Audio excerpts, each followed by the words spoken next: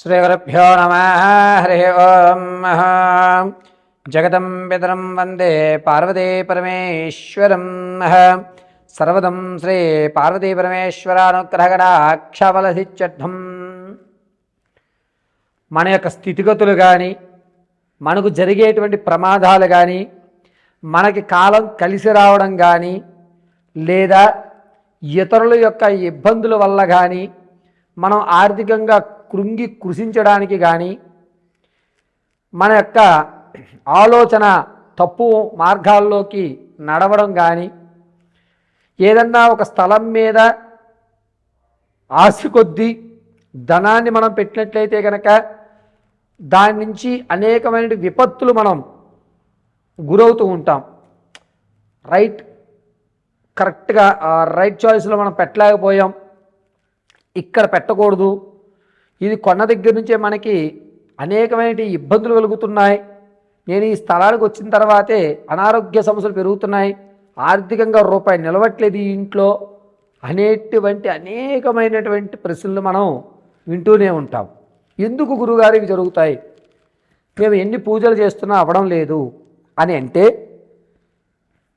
జాతక చక్రాలని పరిశీలన చేయడం అనేటువంటిది రకరకాల విధానాల్లో ఉంటాయి. కొంతమంది అంశచక్రంలో, కొంతమంది ఆరూఢ చక్రంలో, మరికొంతమంది నవాంశ చక్రంలో, మరికొంతమంది దశాంశ చక్రంలో జాతకాల్ని పరిశీలన చేస్తూ ఉంటారు. అయితే అన్ని పరిశీలనలు కూడా 100% మనకి రిజల్ట్ ఇస్తాయా అంటే కొన్ని మాత్రమే రిజల్ట్ ఇస్తాయి. అందులోనూ కర్మ సిద్ధాంతం అనుసరించి, జాతక రీత్యా అనుసరించి, గోచారంలో జరిగేటువంటి తప్పుదాల ఆధారంగా మనం జాతకాన్ని పరిశీలన చేసుకోవాలి.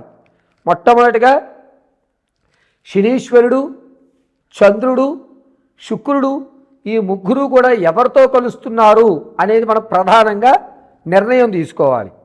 అయితే ఈ 28వ తారీఖు నుంచి జనవరి 15వ తారీఖు వరకు కూడా శనీశ్వరుడు రాహుతో కలగడం, శుక్రుడు రవికుజులతో ఉండడం వల్ల జరిగేటువంటి విపత్తులు, దీని కారణంగా ఈ ద్వాదశ రాశుల వారికి కూడా, అంటే మేషం మొదలు పెట్టుకుని మీనం వరకు కూడా జనవరి 15వ తారీఖు వరకు ఏ విధమైన మార్పులు జరగబోతున్నాయి అనేది మనం ఒకసారి పరిశీలన చేసుకోవాలి. ఈ 28వ తారీఖు నుంచి ప్రారంభమయ్యి జనవరి 15 వరకు కూడా అనేక రకాలైనటువంటి మార్పులు జరగడం వల్ల కొన్ని విపత్తులు ఈ ద్వాదశ రాశుల వారు ఎదుర్కోవడం జరుగుతుంది.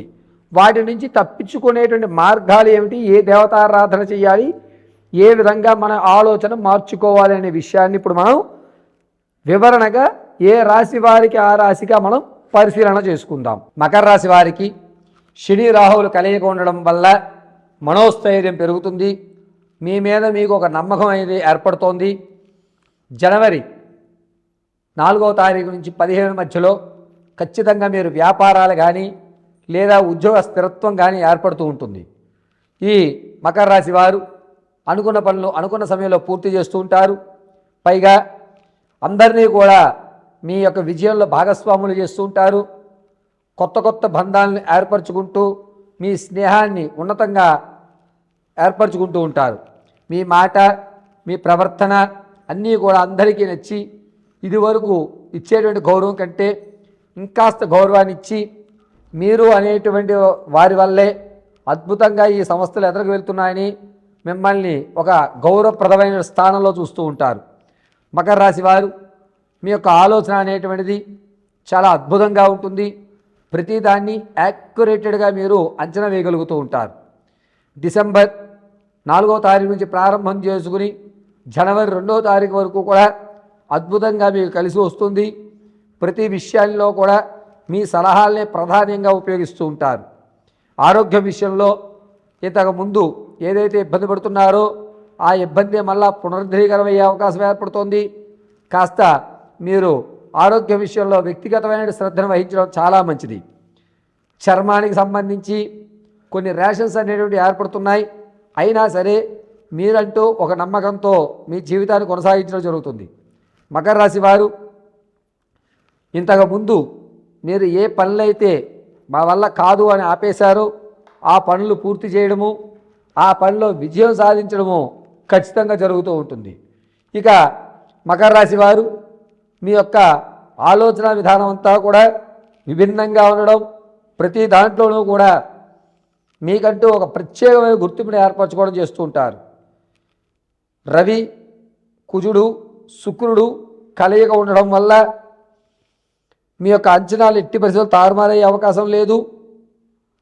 మీ యొక్క వ్యవస్థలు ఏవైతే ఉన్నాయో అవి అద్భుతంగా జరిగేటువంటి వ్యవస్థ నడుస్తోంది. ఇక మకర రాశిలో వారికి స్థితిగతులు కానీ, మిమ్మల్ని ఇబ్బంది పెట్టేటువంటి శత్రువులు కానీ ఎక్కువ అవుతూ ఉంటారు. కాస్త శత్రువు యొక్క భయం అనేటువంటిది ఎక్కువగా లభిస్తుంది. కాబట్టి ప్రతిరోజు కూడా కాళీ కవచాన్ని వినడం కానీ, దీపాదుర్గ కవచం వినడం కానీ చేయండి, మీకు కలిసి వస్తుంది. శత్రువుల వల్ల మిమ్మల్ని ఎంతసేపటికి కిందకి లాగాలి అనేటువంటి ప్రయత్నాలు చేస్తూ ఉంటారు. నిత్యము కూడా ఎర్రటి ఒత్తుతో, నువ్వుల నూనెతో దీపారాధన చేయడం చాలా మంచిది. ఈ మకర రాశి వారు డిసెంబర్ 7వ తారీఖు నుంచి ప్రారంభం చేసుకుని జనవరి 7వ తారీఖు వరకు ఈ నెల రోజులు కూడా కాళీ ఆరాధన లేదా గౌరీదేవి ఆరాధన చేయడం చాలా శ్రేష్టము. మీకు దగ్గరలో ఉన్నటువంటి అమ్మవారి దేవాలయంలో పసుపు పుష్పాలతో అర్చన చేయండి, మీకు అద్భుతంగా కలిసి వస్తుంది. శుక్రుడు, రవి, కుజుడు కలయిక ఉండడం వల్ల మీరు అనుకున్నటువంటి పనులు అనుకున్న స్థాయిలో నిర్వర్తించడం వల్ల అనేకమైనటువంటి నరఘోష వ్యవస్థలు ఎక్కువ అవుతున్నాయి. కాబట్టి ఆరావాలి కుంకుమను కానీ లేదా గోపురం కుంకుమలో కర్పూరాన్ని కలుపుకుని చక్కగా శ్రీమాత్రే నమః శ్రీమాత్రే నమః అనుకుంటూ వృత్తాకారంగా పెట్టుకోండి. అమ్మవారి కటాక్షం సర్వధం జరుగుతూ ఉంటుంది. ఇక మకర రాశిలో వారు పాత బంధాలు ఏవైతే ఉన్నాయో వాటిని దూరంగా పెడుతుంటారు. కొత్త బంధాల నుంచి లాభం ఎంతవరకు ఉందో కేవలం దాన్ని మాత్రమే మీరు హెచ్చర వేస్తూ ఉంటారు. ఈ కొత్త బంధాల వల్ల మనకు ఎంతవరకు కలిసి వస్తుంది అనే మాటను మాత్రమే మీరు చర్చిస్తూ ఉంటారు. కావున మకర రాశి వారు జనవరి 14వ తారీఖు వరకు కూడా శుభ ఆనంద కేలీ విరాహితులతో తొలుదూకుతూ అమ్మవారి కటాక్షాన్ని పొందుతూ జరగడం జరుగుతుంది.